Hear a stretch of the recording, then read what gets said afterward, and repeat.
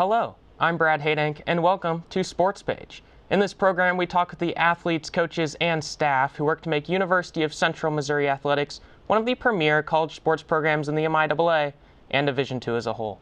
This is Sportspage.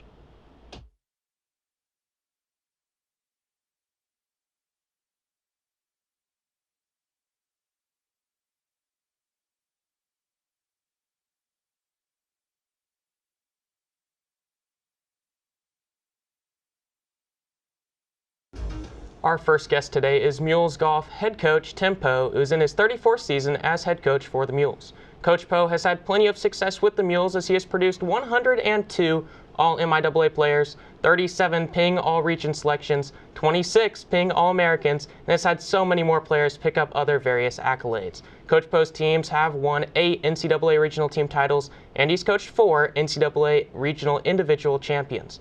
Under Poe's leadership, the Mules have qualified for the NCAA Division II National Championships 14 times, with 8 of those times ending in a top 10 finish, and of those 8, 7 times the Mules finished in the top 5. Great player himself, as Poe played for UCM, where he graduated in 1987 and then turned pro as the assistant golf pro at UCM's Keth Memorial Golf Course, which is now known as Mules National. Along with this, he even won some tournaments as a pro and qualified for some more on what is now known as the Korn Ferry Tour. I could keep going, but we would be here all day. So let's hear from the man himself. It's Coach Tim Poe right here on Sportspage. So, Coach Poe, I want to start with your time playing at UCM. It was CMSU at the time. So what originally drew you here to Warrensburg? Well, I'll try to make a long story short, but I actually was recruited here to play baseball. So I played baseball my freshman year here, decided to redshirt. They had a squad that was loaded with seniors that year, so I knew probably wasn't going to get to play a lot, so decided to redshirt. And then second year, I actually sat out of school for a year, and that's when my wife and I, Rhonda, got married and decided that the workforce I wasn't ready for that yet. I wanted to come back to school and get my education, so I came back. And I had met the golf coach when I was here my freshman year, Norm Short at the time, and just called him up one day. I said, "What's it take to get on the golf team?" And went out and tried out with him and got through 9 holes. Walked off the 9th green, shook my hand, said, "Welcome to the team." So that's kind of how it all began. And so I played 4 years here and played every tournament all 4 years of my career here. So you came here for baseball. So what got you in? When did you get into golf maybe originally? Well, I grew up on the golf course. My family, we lived right on the 9th hole in our hometown, so grew up around golf. My mom's family was all into golf. One of her sisters played at Arizona. Her brother played at Oklahoma State, so grew up with a family of golfers. My dad was a baseball player in college, but became a really good player himself after college. So just a family of golfers. We loved it, and so I was always around it. Just never was interested at an early age to compete, in golf. So your major at CMSU is a Bachelor of Science in Graphic Arts, Technology, or Management, and then a minor in photography. So what was it that you're maybe wanting to do before golf? Well, I'd never really been around graphic arts. We didn't have that in our high school. So when I came here as a freshman, I took Introduction to Graphic Arts and really got interested in it. Thought it would be a neat career. And then photography was just always something I was interested in. I did a lot of it in high school, and so it was just something that I took some photography classes as well my freshman year. Just really was interested in it. Thought it'd be a neat minor. So graphics and photography kind of go hand in hand. So just got really interested in it. Wasn't sure, if I wanted to make that a career. Always in the back of my mind. Kind of when I decided to make graphics my major, I was probably halfway through my, college career. Was into probably my sophomore. Kind of thought golf might be, something I'd want to do, ultimately. So kind of always had golf in the back of my mind when I started playing here. So after playing at CMSU, you went on to turn pro, and you had some success in those professional tournaments, and then you had success in your job as the assistant golf pro at Keth Memorial Golf Course, at the time now Mules National. What made all of that success possible? What did it take to get to that point? Well, learned a lot here as a collegiate player. Norm Short was a great instructor. Having a really good coach behind you taught me a lot about playing. So, that's where a lot of that came from. Again, I didn't have a lot of competitive experience going into college, so I really had a desire to compete, after college. I just wanted to give it a shot. I started a family pretty young. I had 2 kids when I finished up school, so that made it really hard to, go ultimately to tour golf, but tried, Monday qualifying for some of these, which now this Korn Ferry Tour, and had some success there and was able to play, and, won a couple tournaments, club pro tournaments that, they offer a lot of those throughout the summer that we can play in, so won a few of those, and I don't know, I really had a great senior year, so I really thought, if I'm going to do this, let's do it now. Let's don't wait and say I wish I would have.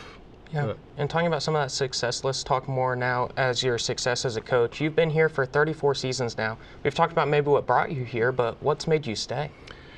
Well, UCM. Ultimately. My wife and I, we love Warrensburg. We love UCM. I just couldn't ever see myself any other place. I wanted to see. We were successful when I played here, but just I wanted to grow it. Wanted to make it better, and that's kind of been my goal, is just to continue to make the program grow every year and get great players like we've had. So just never have had a desire to want to leave. Just love this town, love the community, and love the university. And as a graduate here, you want to see it succeed. And during your time here, you've had many successful players come through your program. The number that stands out to me is 102 all MIAA players. So just taking a step back, what for you does it take to be a good golfer, and how do you coach that? Well, I think when our players get here, they're pretty good players. What we try to work on a little bit on is more course management. I think a lot of them have great swings. A lot of them hit it really good. We just work on course management and the mental side of the game. The depth of our squad is kind of, people ask me that question a lot. The depth of our squad is kind of what's always made us successful. It's not just the top 5 players that are traveling every week. It's the guys that are really pushing those top 5. So I think, you look back over the years, we've had some great players that have pushed and then ultimately got into the lineup, later on in their career. But that's really what's made our program succeed and we're afforded the opportunity to have a little bit bigger roster because we own our own golf course. Not a lot of teams have that, so they're reduced. They have to reduce their squad size just because memberships at clubs don't want them to have 13, 15 players. So that's been really nice to be able to have a bigger squad. One of the big things that's happened in the realm of golf in 2020, a couple years ago, was COVID-19. That really kind of changed the game of golf, or at least the amount of people playing it. How has that changed it from your perspective as a coach? Well, obviously,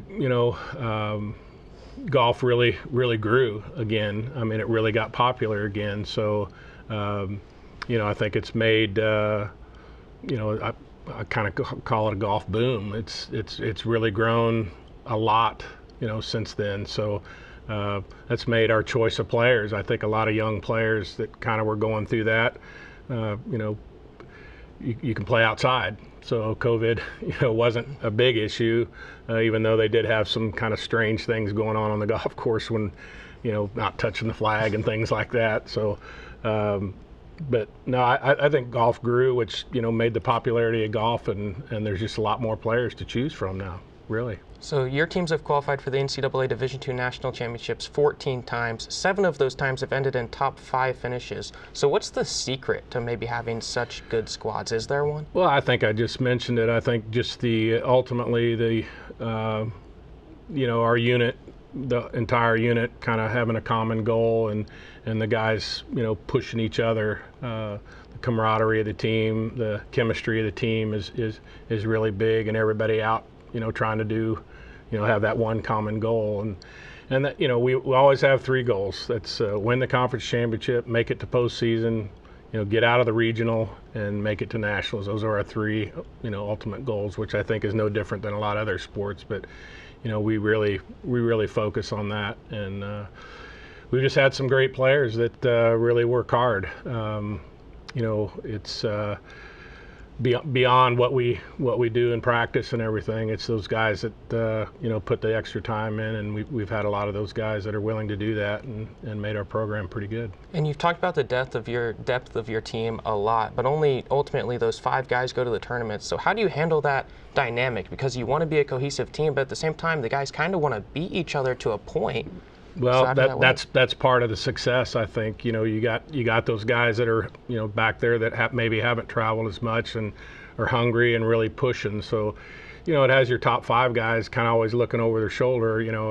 Who's playing well, who's coming, and but I think a lot of our tournaments, I'll take an extra player. I'll take 6, maybe even 7 sometimes, and let them play as an individual when you have a couple players that are really pushing to get in that lineup. But ultimately, again, it's those guys that are really pushing. But I've always said, one easy part about my job is, scores don't lie. So, we do a lot of qualifying where, before the season starts, we may play 6, 7, 8 rounds. And usually the 5 low guys of those 8 rounds usually will be the one that goes to the first tournament. And then periodically through the season, we may have a qualifier again to, if we're maybe didn't have as good a tournament as we wanted to, we may qualify again, or I may qualify 2 or 3 players, and give everybody a chance to get in the lineup. So now looking at this year's squad, looking at this last fall, you had 3 top 5 finishes, a tied 11th finish, and then a 14th place finish. How do you view that fall? Well, I think if you talk to our guys, we weren't satisfied with that. I think, one of the tournaments, we started off with our home tournament at the beginning of the year, and we finished our first team finished second, and our second team finished third. So got off to a really good start. I think, again, they're going back to our depth. That shows our depth of our team. When you had 2 teams finishing in the top 3, that's pretty solid. So we were excited about that. And, I think ultimately, I think most of the guys would say it wasn't a great fall. It was probably a good fall. A lot of good things happened. We had a lot of good rounds of golf. We just weren't as consistent as we should have been. It seemed like we were. You count 4 scores out of the 5. It seemed like we were only getting 3 in there most of the time. So we just needed to be a little more consistent. But we had a lot of bright spots.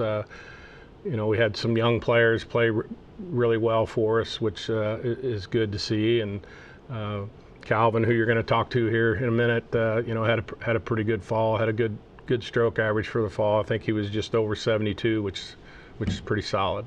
Yeah. So one of the things I wanted to ask you about, you've talked a little bit about facilities, how you own your own golf course, and now the new Harbert Collegiate Golf Center. How much of a help has that Harbert Center been?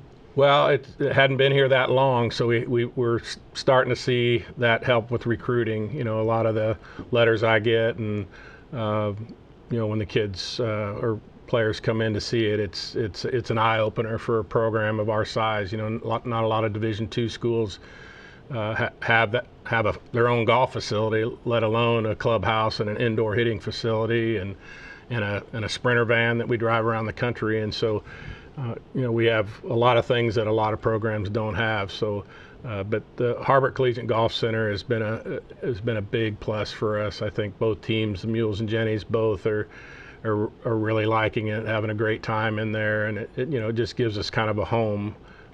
We've never had that before. Players were having to keep their clubs in their car or take them to their dorm room. Now they can leave them right there on the property and be able to relax there. But it gives us a place to have meetings, and then obviously when recruits come in, it gives us a place to sit down with them and talk to them kind of in private. So it's been great. And then a little bit of behind the scenes, could you talk me through, because your wife, I believe, used to do the laundry for the golf team. So what does that buy-in kind of say? What does it take to be this good? Now that we have our own facility, the Harbert Collegiate Golf Center does now have laundry facilities there. So that's become my job now. So after 30 years of her doing it, to make a long story short, when I started 34 years ago,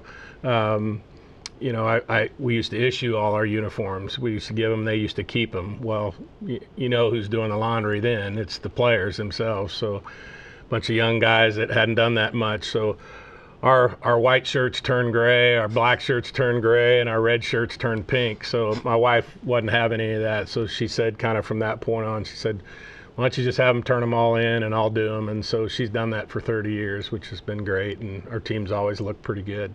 And then looking at the team again this year, what's there to be excited about for this team? You've talked about the depth. What else is there? Well, I think we've had a lot of bright spots. I mean, we've had a lot of good scores. I think we're kind of trending up. I think the guys know what they need to do to have a good spring. So, you know, I think if you ask most coaches around the league or in the country if they had a season like we had in the fall, they would be pretty satisfied with it. You know, the top fives that we've had, you know, most of our tournaments are 18 to 20 teams, so top five isn't too bad. You know, it's pretty good actually. So I think a lot of teams would be satisfied with that, but the Mules aren't. So I think our guys will be hungry this winter. One of the beautiful things we have is our indoor facility, so we can practice all winter long. We can hit from inside to out, and so I think our guys will be ready to go this spring and have a great spring season. Well, Coach Poe, congratulations on all of your success and best of luck. Look forward to that spring rolling around here for Mules Golf. Thanks again. Good to be on Sportspage again. Yeah. We're going to take a quick break, and when we come back, we're going to meet one of those who will be on the links for the Mules this season. Calvin Dillon is on right after this. Welcome back to Sportspage. In this next segment, we will be joined by Mules golfer Calvin Dillon. Calvin is a redshirt senior who comes from Lewisburg, Kansas. Calvin has been at UCM for all of those years, and all of those being under head coach Tim Poe. A skilled man on the course, but also an academic weapon, as Calvin has picked up the All-American Scholar Award during his time at UCM. So please welcome Calvin Dillon to Sportspage. So Calvin, I want to start with your time at UCM. You've been here for all of these years. What's made you stay in the Berg?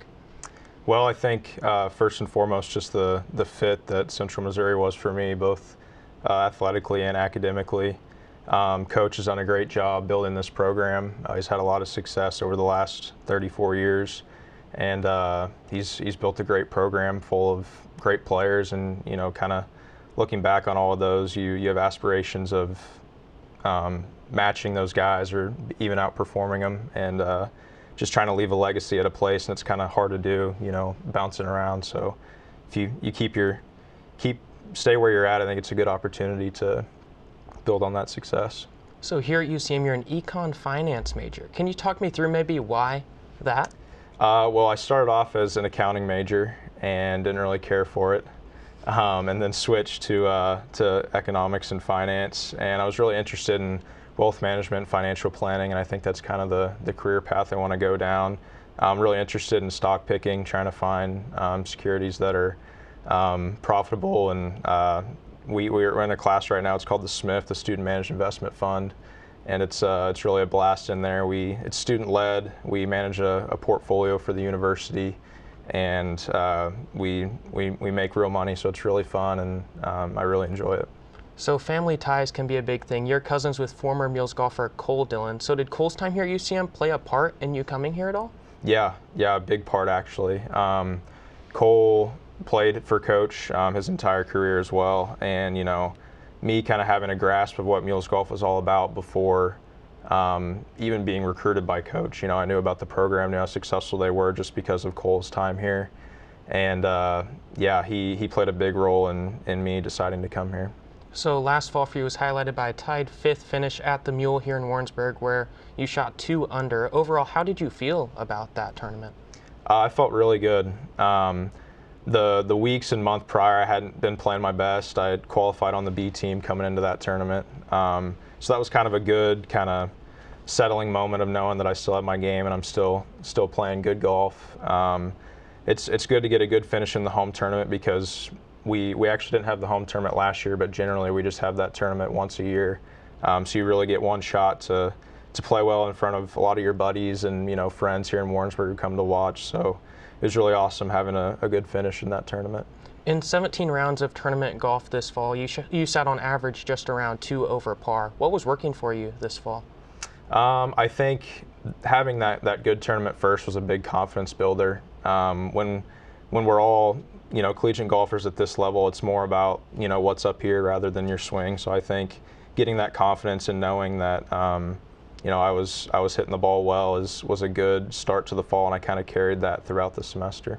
And you've talked about the mental game a little bit. When you're playing in those groups in college golf, how do you not get so much wrapped up into those other guys' rounds they're playing, whether good or bad, and just stay focused on your own?